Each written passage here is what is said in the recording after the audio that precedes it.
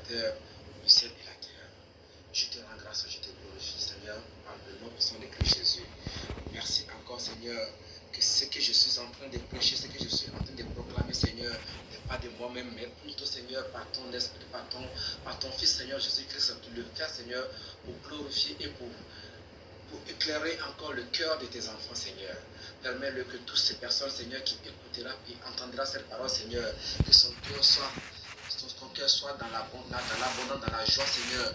Et que si cette personne, Seigneur, ne connaît pas, Seigneur, par le nom puissant de Christ Jésus, le nom le plus élevé, Seigneur, qui m'utilise, qui fait son dépôt en moi pour que je puisse proclamer sa parole, Seigneur. Que cette parole soit rentrée dans la profondeur de ce cœur, que cette personne qui écoute cette parole au nom de Jésus.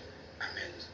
Frères et sœurs, je suis là ce soir avec vous pour que vous entendiez, pour vous faire entendre quelque chose que vous avez toujours entendu et vous, peut-être vous n'avez pas eu la chance de pouvoir mieux la connaître. Réfléchissons un peu sur ce qu'on appelle la foi. La foi. La Bible nous dit quoi? La Bible nous dit la foi vient de ce que nous entendons. Et ce que nous entendons vient de la parole. Voilà ce que la Bible nous enseigne. Frères et sœurs, vous êtes les enfants de Dieu. Vous êtes créés par Dieu. Et aujourd'hui, la parole nous parle de ce que c'est la foi.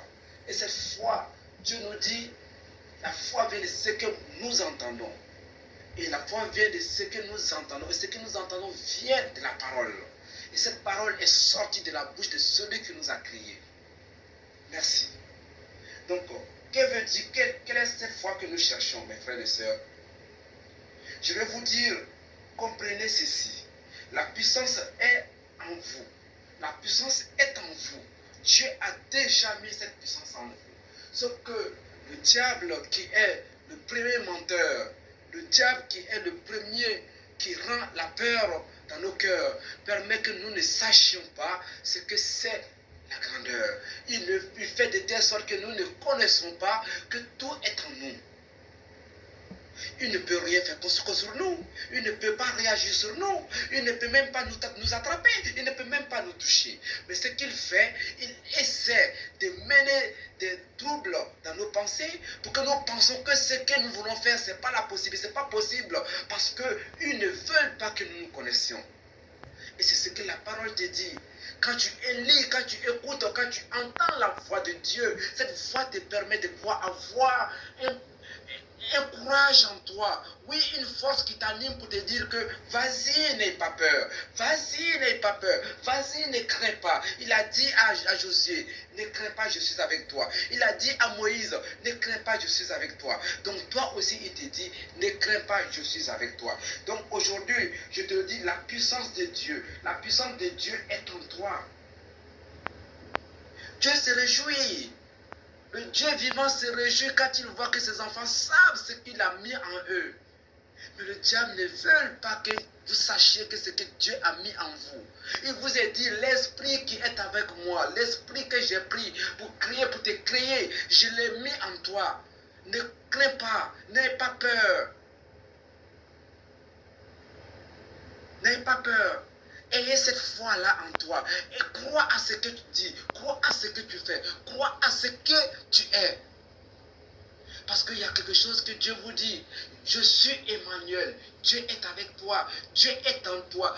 Dieu est pour toi. Il faut le croire. Il faut le croire, mes frères aimés. Il faut le croire, mes frères aimés. Il faut le croire, mes sœurs. Ne doutez pas de ce que vous êtes. Donc voici ce que la parole vous dit. Elle vous dit comment vous devez obtenir cette foi-là. Pour obtenir cette foi, liez-vous à la parole de Dieu. Liez-vous à la parole de celui qui vous a créé. Ainsi, Romains 10, verset 17 nous dit quoi? La foi est un don. Nous recevons ces dons-là comme un héritage par la foi.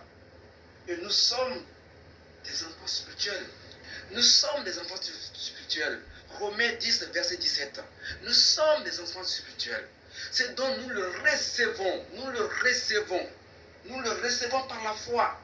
On n'a pas dit de croire à ce que c'est. Satan veut te faire. Si tu veux avoir la connaissance de Satan, si tu veux marcher comme Satan, tu ne peux pas marcher avec Satan et marcher avec Dieu. Dieu te dit tes pensées et même mes pensées ne sont pas les mêmes. Comment tu veux marcher avec Satan et marcher avec Dieu? Il te dit de l'eau douce ne peut pas avoir de l'eau salée. Impossible. Comment tu veux que un arbre que tu as planté, une manguier que tu as planté te produise du riz?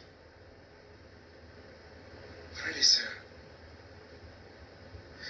je vous exhorte à écouter profondément ce que Dieu vous donne comme héritage.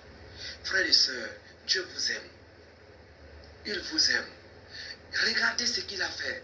Malgré que le diable est venu tromper la première personne qui était, qu'on appelle Adam. Il les a trompés pour leur donner le fruit. Mais Dieu a essayé de refaire son plan pour venir ôter, pour venir combattre Satan, pour enlever ses péchés qui nous interdisaient de pouvoir causer plus, de pouvoir communier avec lui, causer avec lui, amuser avec lui, communier avec lui, rigoler avec lui. Dieu a dit, j'aime ma créature. Maintenant, marchez par la foi avec lui. Marchez par cette foi avec lui. Marchez par cette foi avec lui. Marchez, ne vous abandonnez pas. Vous êtes les enfants du don. Vous êtes les enfants de la grâce. Philippiens 2, verset 15 nous dit, Dieu manifeste cela en nous par sa puissance. Il manifeste la foi en nous par sa puissance. Il manifeste la puissance en nous par sa puissance, par son esprit, par son pouvoir, par son autorité. Chers enfants, chers frères et sœurs, écoutez. Écoutez, élevez vos cœurs, chantez son nom, glorifiez-le, parce que rien n'est impossible à vous. Si vous connaissez votre Dieu, rien n'est impossible à vous si vous n'avez pas la peur de Satan. Rien n'est impossible à vous si vous n'avez pas la crainte de Satan, mais plutôt avoir la crainte de votre Dieu qui vous a créé. Que la gloire soit avec vous. Dieu nous a dit, Dieu n'a jamais promis que en tant que des chrétiens, notre vie serait nouvelle. Mais il nous a promis que si nous tenons dans la parole, il nous donne la vie et cette parole à nous. Exerçons premièrement la foi et ensuite viendrons faire tout ce que nous avons besoin avec lui. Regardez ses disciples. Ils étaient avec lui. Ils ont marché à côté de lui. Ils l'ont touché. Ils ont mangé avec lui.